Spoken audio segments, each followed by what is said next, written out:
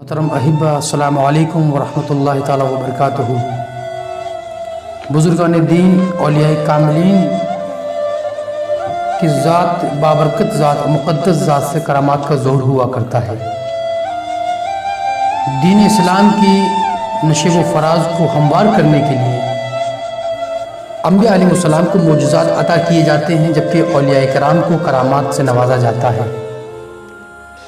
انبیاء علیہ السلام کے خرق عادت انبیاء علیہ السلام سے خرق عادت عمل کا ظاہر ہونا معجزہ کہلاتا ہے، جبکہ اولیاء کرام سے خرق عادت عمل کا ظاہر ہونا کرامت کہلاتا ہے۔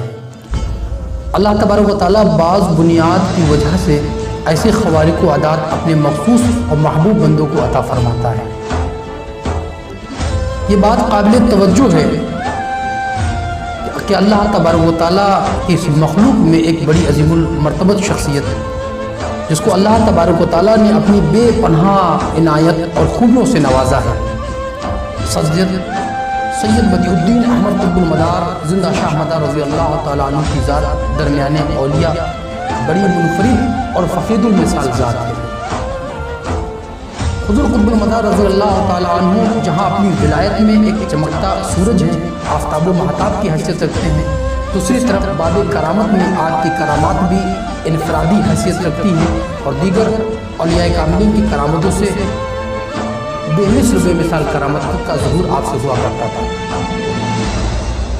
بنی اسرائیل کی مقدس جماعت میں ایک بڑا عظیم نام حضرت داؤد علیہ السلام کے صاحبزادے حضرت سلیمان علیہ السلام، اللہ کے برگزیدہ نبی،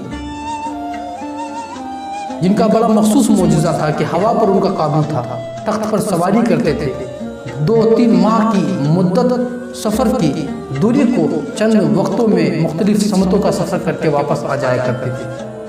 اللہ نے ان کو ہوا پر قابو عطا فرمایا تھا، ہوا کے دوش پر سواری کیا کرتے تھے، تخت سلیمانی پر بیٹھ کر میلوں کا سفر، ماہ 2 ماہ کا سفر چند منٹوں میں کر کے واپس آ جایا کرتے تھے۔ حضرت سلیمان علیہ السلام کا یہ خاصہ تھا، ہوا کے دوش پر سواری کرنا۔ اللہ کے نبی صلی اللہ علیہ وسلم نے فرمایا، العلماء ورثۃ الانبیاء، علماء انبیاء کے وارث ہیں، علماء امتی کا انبیاء بنی اسرائیل، میری امت کے علماء ایسے ہوں گے جیسے بنی اسرائیل کے نبی، جو وصف اللہ نے ان کو عطا کیے ہیں بنی اسرائیل کے نبیوں کو، وہی وصف میری امت کے صوفیہ کو بھی اللہ عطا فرمائے گا۔ اب اس حدیث شریف میں علماء سے مراد صوفیہ کی جماعت ہے، صوفیہ کی جماعت یہاں سے مراد ہے، کیونکہ یہ وہ جماعت ہے جو اللہ کو زیادہ جانتی ہے، اللہ کی ان کو زیادہ معرفت ہے، اللہ سے ان کو زیادہ شناسائی ہے۔ ایک بازار سے ایک بزرگ اللہ والے گزر رہے تھے، ایک دوسرے عالم فاضل کہنے لگے، اس میں اور مجھ میں فرق یہ ہے کہ میں اللہ کو مانتا ہوں اور یہ اللہ کو جانتے ہیں۔ تو ان کا بڑا معاملہ ہوتا اللہ تبارک و تعالیٰ سے۔ حضرت بدیع الدین قطب المدار رضی اللہ تعالیٰ عنہ کے بارے میں بات کر رہا تھا، آپ کی کرامات پر روشنی ڈالتے ہوئے میں آپ سے چند باتیں کہتا ہوں کہ سلیمان علیہ السلام کے پاس یہ وصف تھا کہ وہ ہوا پر سواری کرتے تھے۔ اگر حضور کی امت کے اولیاء کاملین کی زندگی پر نظر ڈالیں تو آپ کو بہت سارے ولی اللہ، کاملین، صالحین، صدیقین مل جائیں گے جو ہوا پر اڑتے تھے، ہوا پر پرواز کرتے تھے اپنے جسم کے ساتھ، جسم لطیف کے ساتھ۔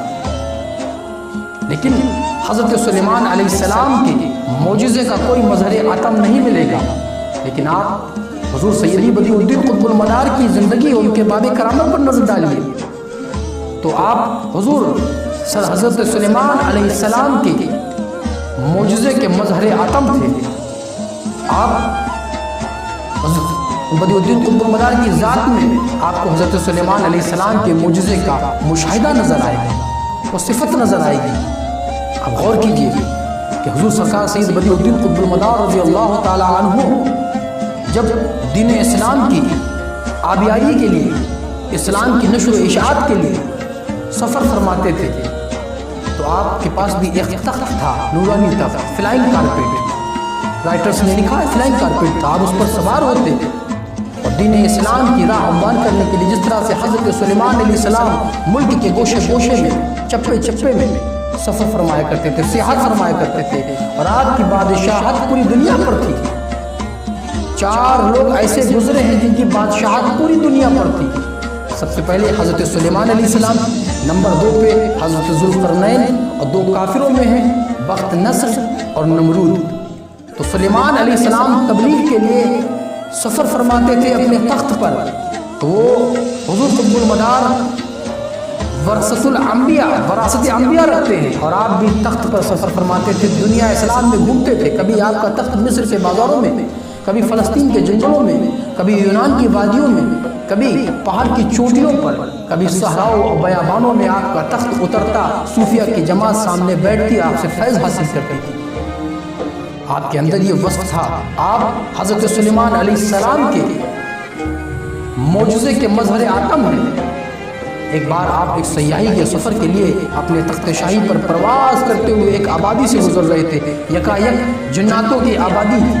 جناتوں کا بادشاہ عماد الملک اس منظر کو دیکھ رہا تھا، اور دیکھتے اپنے تمام خاندان والوں کو بلایا، کہا دیکھو کوئی اللہ والا ہمارے پاس سے گزر رہا ہے۔ حضور قطب المدار کی نگاہ اس آبادی پر پڑی، آپ نے دیکھا تو اپنے تخت کو اسی آبادی میں اتار دیا۔ تمام اجنہ آپ کے حلقہ بگوش قریب کھڑے ہو گئے، اور جنوں کا بادشاہ عماد الملک کہنے لگا شاہا عجب، شاہا چے عجب گرب نوازت گدارا۔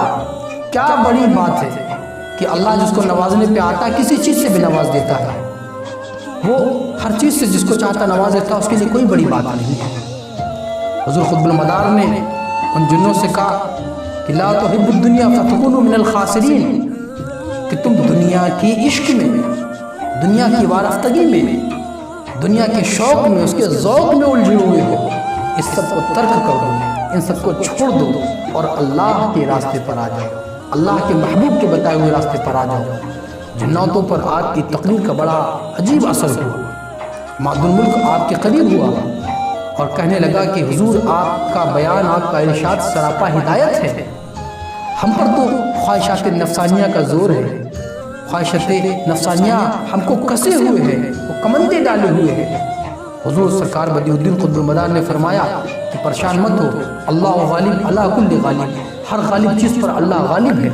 تم سب کو ترک کر دو، خواہشات نفسانیہ کو چھوڑ دو، اس کو ترک کر کے دوسرے راستے پر، ہدایت کے راستے پر، صراط مستقیم پر راستے پر آ جاؤ۔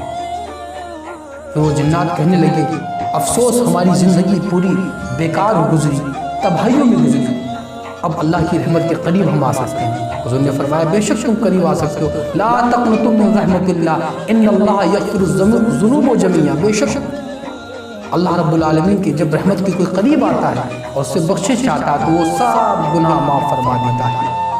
تو کہنے لگا کہ سب سے بہتر غنا کیا ہے؟ آپ نے فرمایا خیر الغنا غنا عن النفس، کہ تو بہترین مالداری خواہشات نفسانیہ کا ترک کر دینا ہے۔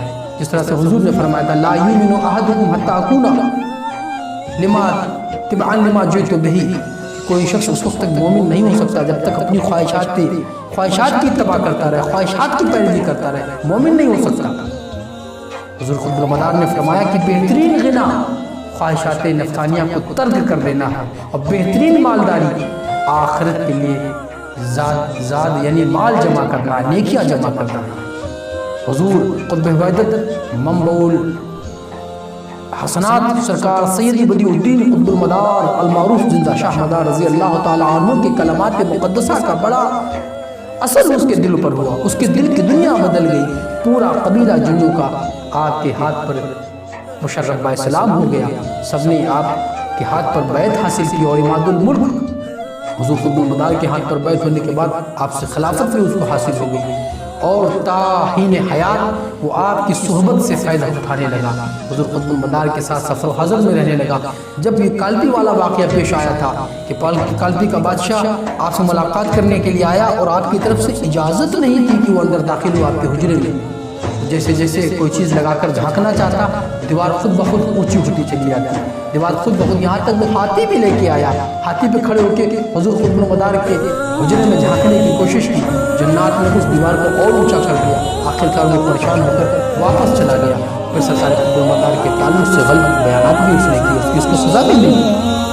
تو حضرت سلیمان علیہ السلام کا وصف معجزہ خاص کہ آپ سواری کرتے تھے ہواؤں کے دوش پر تخت کے ساتھ، حضور قطب المقدار بھی اس وصف خاص سے متصف تھے اور حضرت سلیمان علیہ السلام کے مظہر عقل تھے۔ انشاءاللہ تبارک و تعالیٰ حضور قطب المقدار کی سیرت و سوانی پر بیانات جاری رہیں گی۔